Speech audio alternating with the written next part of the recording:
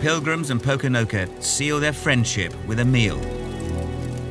In time, it will become a celebration every American recognizes: Thanksgiving. One of the main themes in the founding of America was a place to do business, a place to expand your horizons, a place to live a life of your own, practice your own religion. Those are the basic themes that brought people to these shores to colonize.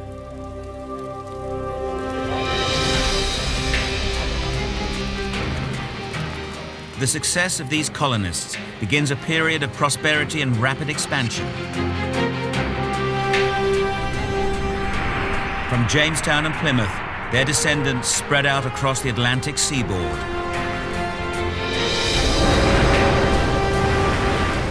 Tens of thousands more Europeans followed them across the Atlantic in search of a better life.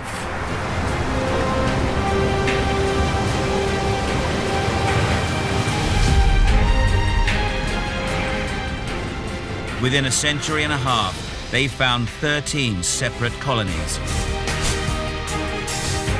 From Jamestown, agriculture spreads across the South. Dirt farms transformed into sprawling plantations.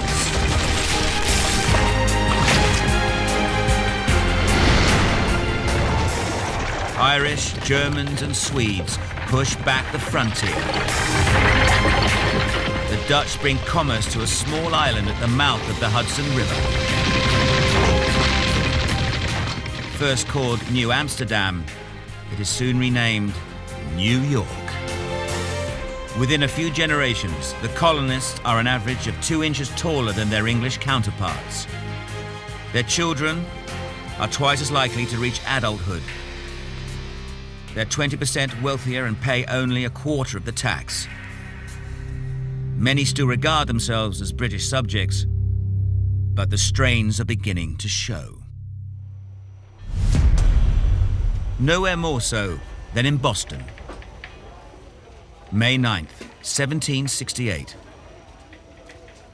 7 generations after John Rolfe's first tobacco harvest, the British government has put up taxes.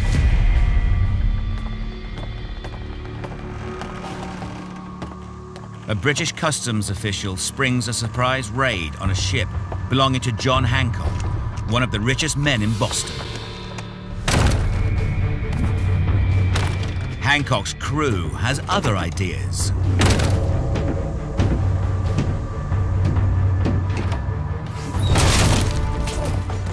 They're carrying 100 casks of imported wine and don't want to pay the duty. Hancock claims he's making a stand against unfair taxes imposed by a king nearly 5,000 kilometers away.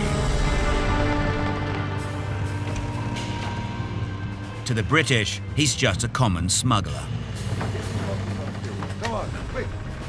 The British seize Hancock's ship, triggering riots that sweep through Boston. We didn't want to pay taxes to a king and to a parliament where we didn't have a voice and we didn't have any representation. We have a natural resentment toward government, which was how we were born. The king responds by sending 4,000 redcoats to Boston. Boston was a city of commerce, culture, civilization, and revolution unfolding right before the eyes of the colonists and the eyes of the British.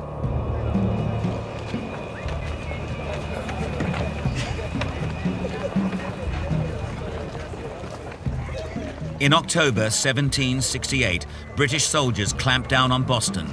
It's a port crucial to the British Empire.